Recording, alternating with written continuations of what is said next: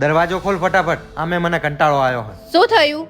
હું તારી માં માટે 150 રૂપિયાના કેળા લઈને આવ્યો હતો. હેઠતી વખતે તારી માને શરમે ના આવી, મને 100 રૂપિયા જ આપ્યા. એ ભગવાન, તમે મને લેવા આવ્યા હતા કે કેળા વેચવા આવ્યા હતા? અરે ગમે ત્યાં ભેગો થતો તને વાઢી નાખું, વેતરી નાખું, કાપી નાખું, તું મને સમજે શું? હવે પાણીયારીનો દીકરો તો નાખ લોકેશન. તારો બાપ રેકોર્ડિંગ સાંભળવું. વાલી હું તને સમજાવું, આમાં તારી તબિયત બગડે, આ બધા તો બોલ્યા કરે, આમાં તારું બીપી વધી જાય. પેલું કરો છો, હું પ્રાણાયામ મેં શીખવાડ્યું છે ને, ઊંડો શ્વાસ લે. ચાલો, વેરી ગુડ. 20 મિનિટ રોકી રાખ. આપો, મારું જમવાનું નહીં બનાવતી, મારે બહાર જવાનું છે અને મારા કપડા પ્રેસ થઈ ગયા. ક્યાં મૂક્યા? મારા મમ્મી પપ્પાએ મને કરિયાવરમાં કબાટ આપ્યો તો ને, એમાં મૂક્યા છે, લઈ લ્યો જાઓ. ઠીક હે.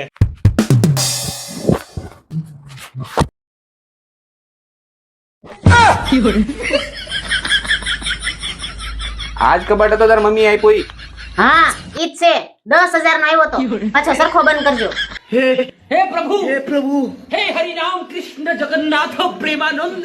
ये क्या? એક કામ કરજે, મારું પણ રોટલી ને એવું બનાવી નાખજે, મારે બહાર નથી જવું. कैसे कैसे लोग रहते हैं यार यहाँ पर.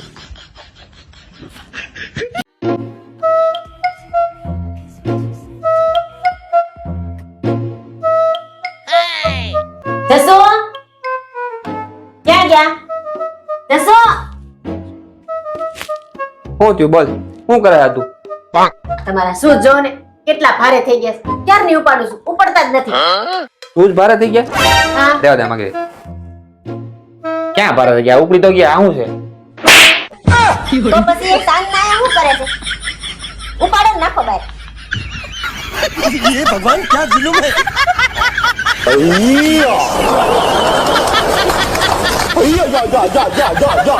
એક વસ્તુ તારે ઠેકાણે નથી મુકાતી. તો તમારે જાતે જ મૂકી દેવાય ને. મને હું કેમ કહો છો મૂકવાનું? આજ પછી છે ને તારે મારી કોઈ વસ્તુને મને પૂછ્યા વગર નહીં મૂકવાની. તો તમારે મને છે ને મૂકવાનું નહીં કહેવાનું, જા ને બાપ. જાતે મૂકી લેવાનું. જા. કઈ કીધું નથી થાતું. કઈ કે એટલે મને કામ ગણાવા. એક વસ્તુ ઠેકાણે નથી મુકાતી આનાથી. દર વખતે આવું જ કરે. બીજાનો ગુસ્સો મારી ઉપર જ ઉતારે. બિચારીને સવારથી નોકરી હોય ને પછી આખો દી ઘરનું કામ પણ હોય. લાય હું સોરી કહી દઉં એને. એને ઓફિસનું ઘણું ટેન્શન હોય એટલે જ આવું કરતા હોય. એટલે હું સોરી કહી દઉં. તમે ક્યાં જાવ છો? હું તારી પાસે જ આવતો હતો. અને તું? હું તમારી પાસે જ આવતી હતી. તમે છે ને મારી સાથે આવી રીતે ગુસ્સામાં વાત નહીં કર્યા કરો. અરે યાર, હું ગુસ્સામાં વાત કરવા નથી માંગતો, પણ તું જયારે આવા ઊંધા આડાવાળા જવાબ આપ ને ત્યારે મને ગુસ્સો આવી જાય. હું ક્યાં ઊંધા સત્તા જવાબ આપું છું? તું જ ઊંધા છતાં જવાબ આપ. તમે ઊંધા સત્તા.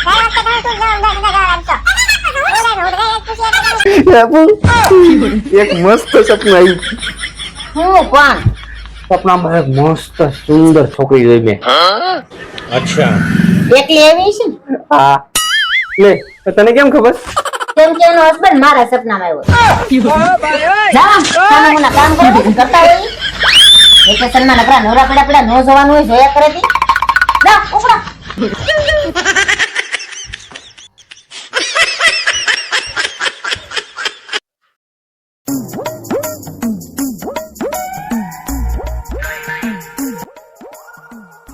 ચા બની દો. બનાય કા બનાય. આદુ નાખું? હા નાખી દે. તુલસીનું પાન નાખું? એ નાખી દે. એક કામ કરું, ફુદીનો નાખી દો, ગરમીનો બહુ સારો. એક કામ કર, થોડુંક રાઈ અને જીરું એનો વઘારે કરી નાખ. જાને ખાઈ મને ચા લઈ આવી ને. ઓલું નાખું પેલું નાખું.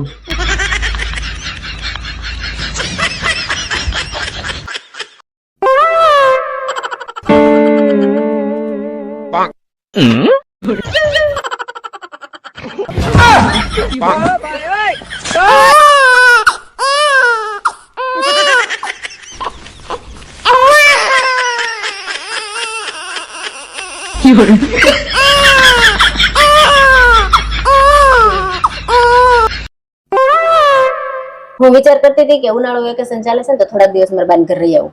बात तो सही है.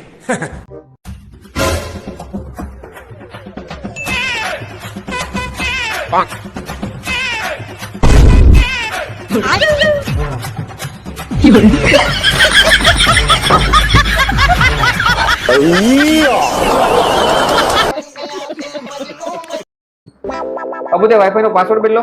હા ઓલી સામેવાળી બહુ મગ મગ કરતી હતી ને તો બદલી નાખો. શું છે પાસવર્ડ? પેલા ઘરનું કામ કરો.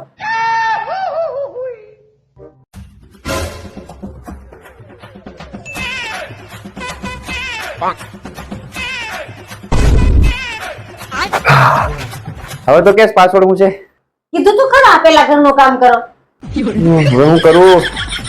કપડા બાકી છે.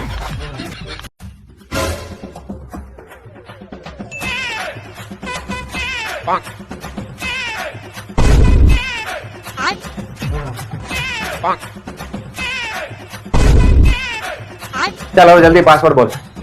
કીધું તું ખરા પેલા ઘરનું કામ કરો. પણ કેટલું કામ કરું? આખું ઘર સાફ કરી નાખ્યું, પોતા મારી દીધા, કપડા સૂકી દીધા, હવે કેટલું કામ બાકી? પેલા ઘરનું કામ કરો એ પાસવર્ડ છે. अरे क्या क्या करूं मैं इसका क्या करूं इसका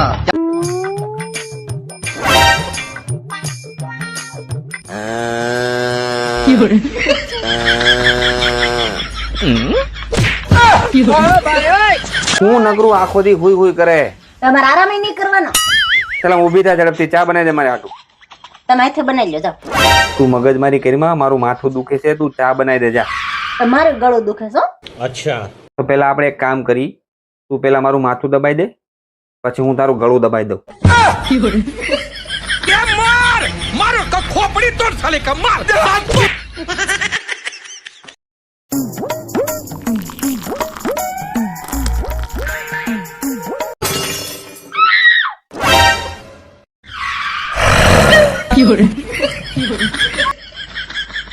બચી ગયો. સોરી.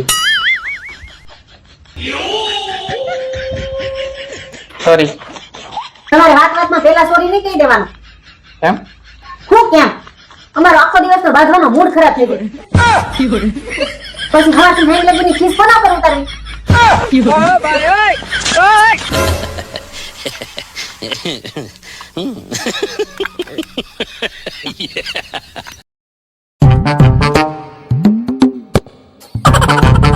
બાપુ લે આ તારું શાક, અને જલ્દી શાક બને, બહુ ભૂખ લાગી છે. હું ઘડી આરામ કરી લઉં.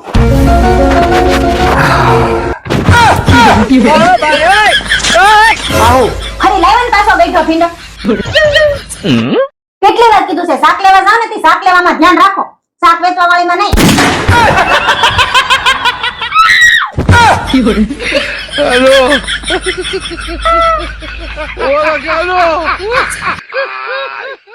સાલી બે ફોતરા મારી આંખમાં ગયા, હું ભરૂચ ને બદલે વલસાડ ઉતરી ગયો તારે લીધે. બહુ સારું, જાણે બહુ દૂર ગયા હોય. અરે પણ દૂર એટલે શું?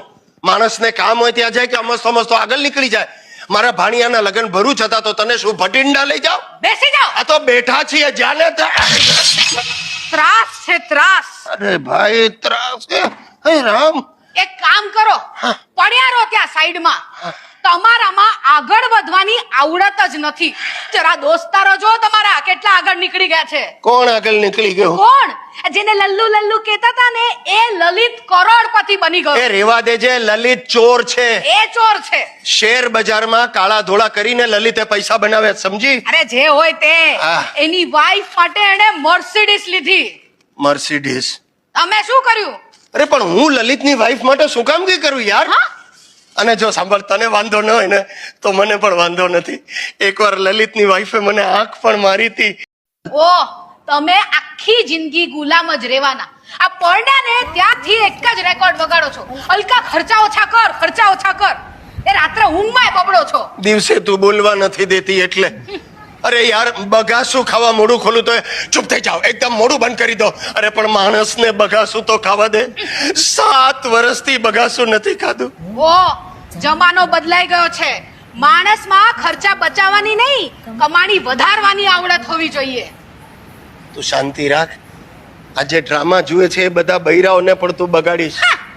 જાત જાતના સપના દેખાડ્યા હતા. દર વર્ષે દાગીના લઈશું, આપણે ફરવા જઈશું. લઈ ગયા છો કે? અરે વાહ, લઈ ગયા છો એટલે શું? ગયા વર્ષે તો ભરૂચ ગયા હતા. શું? ભરૂચ? એટલે ભૂલી ગઈ તું? ટ્રેનમાં 20 રૂપિયાની સિંગ અપાવી હતી અને આખા ડબ્બામાં ફોતરા ઉડાડ્યા. તારો લવારો બંધ કરી દેજો, નકર મજા નહીં આવે જરાય. તમને મારી જીભ જ નડે છે ને, આજથી બોલવાનું જ બંધ.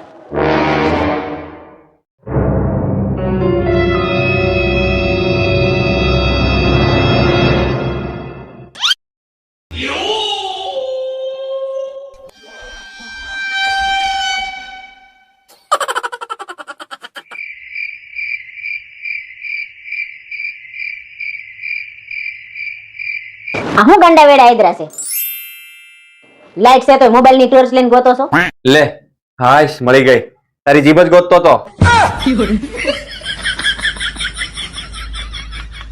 અરે ગાંડી ઈ તો પુરુષો ખાલી બોલે બાકી બાયડી 2 કલાક ન બોલે ને તો સમજવાનું વગર સોમાને વાવાઝોડું આવવાનું છે